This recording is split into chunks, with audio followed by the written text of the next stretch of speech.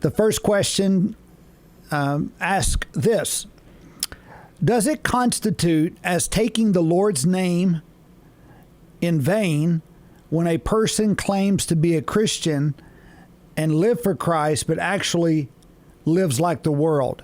Okay, so this person is asking the question, does it constitute taking the Lord's name in vain if you claim to be a Christian, but yet you live like the world? Well, primarily when the Bible talks about taking the Lord, the name of the Lord in vain, it, really deals with using the Lord's name flippantly.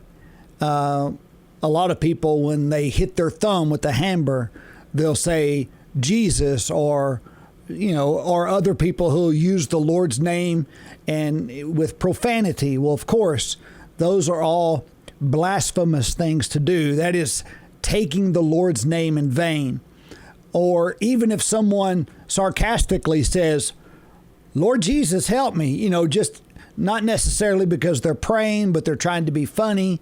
Well, those all constitute, in my opinion, means of taking the Lord's name in vain.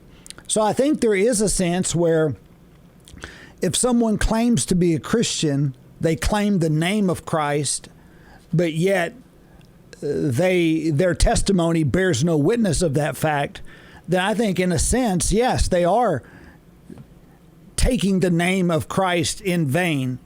They're claiming to be followers of Christ, but yet there's no evidence of that in their life. And so I think in a sense, yes, that would be an example of taking the Lord's name in vain. But, a lot of people, when they hear that, you're not to take the Lord's name in vain, they usually think of that in the sense of profanity. But even if someone gets frustrated, and forgive me, and they say, well, God, I was just kidding. Well, that in a sense is taking the Lord's name in vain. And so we need to be very careful and treat the name of God with reverence, and not to treat it flippantly. So thank you for your question.